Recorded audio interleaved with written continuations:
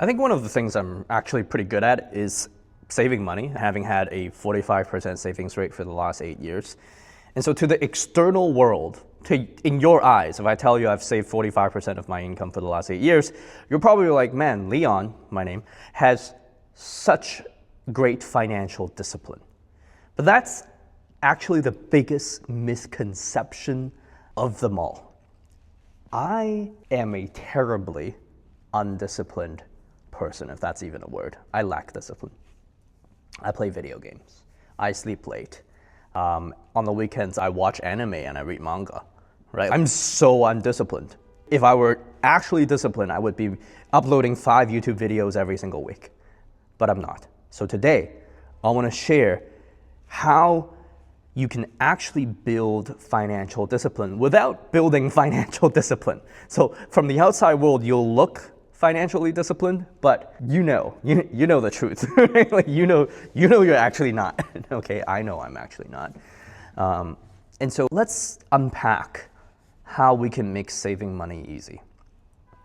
And so let's unpack what discipline actually looks like to the outside world. Well, it looks like you have a goal and you've identified the actions to meet those goals, and you are engaging in those actions on a regular cadence. Maybe you're saving a certain amount of money every single month.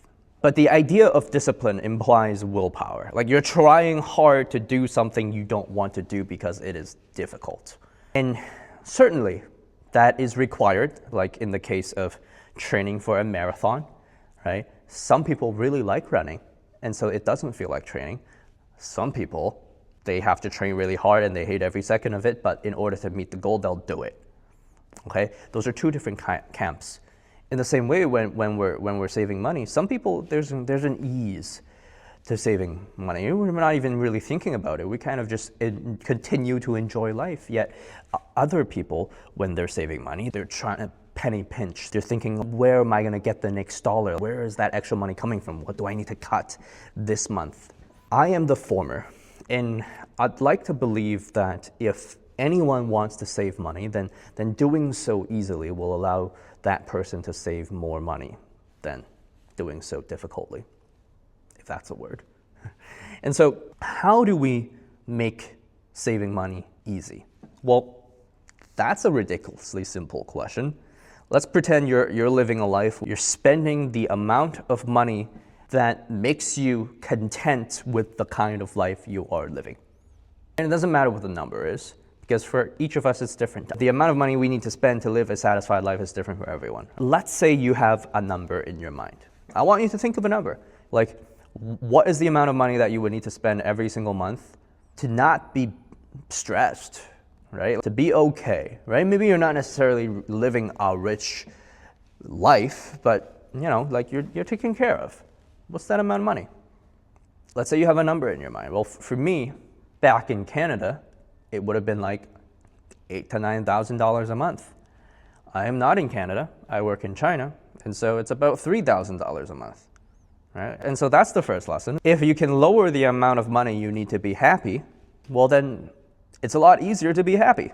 But a lot of people think lowering the amount of money to be happy has to do with cut, and just like living this frugal lifestyle and being able to be happy with less. And to an extent, that is true. But the other way of meeting that criteria is to move, right? Like to have a job with geographic mobility. Like you have no idea how many foreigners are in China, not just teaching, but at multinational companies. And they are living the life of their dreams is an understatement, right? They are living like they are making $400,000 or $500,000 a year in America. That's the lifestyle they're living. They're living in mansions, right? I know teachers who make $100,000 USD, but are living in a 4-floor mansion on the outskirts of the city.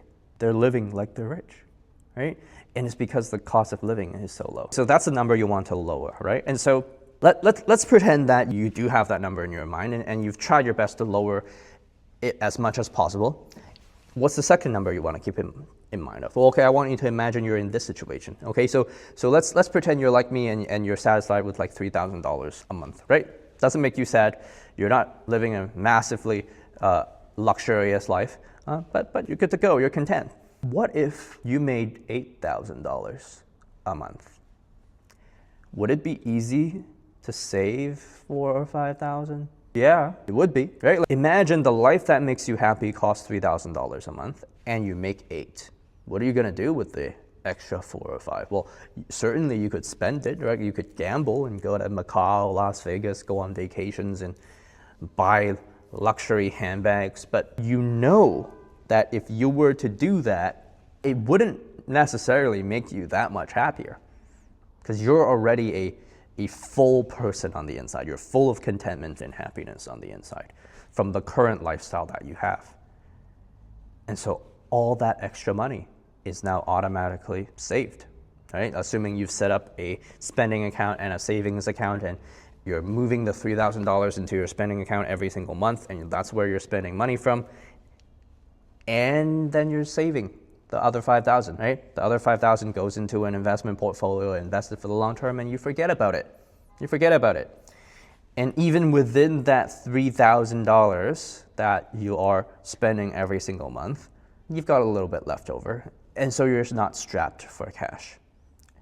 And so the reason why I look financially disciplined is because I've made more and more money over the years. I've tripled my income over the years, doing roughly the same thing, but labor market, right? Information asymmetry in labor markets. That's the reason.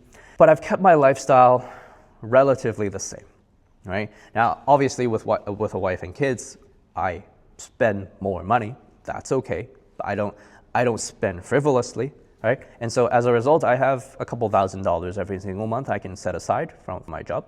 So that's the situation you want to be in. Like, that's the reason why I look financially disciplined. And I'm not gonna lie, it was hard the first 2 years. It was hard when I was making $3,000 a month. The problem most people have is you are making 6,000, but in order to just make life possible, you need to spend that 6,000. And so if you're not gonna move cities, if you're not gonna change locations, then the only way to make saving easy is to make more money, yeah?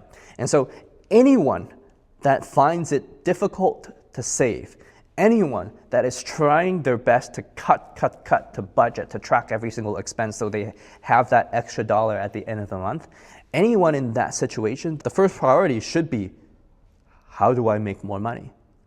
And then the second priority should be cut, because that's still important in that situation. And so I don't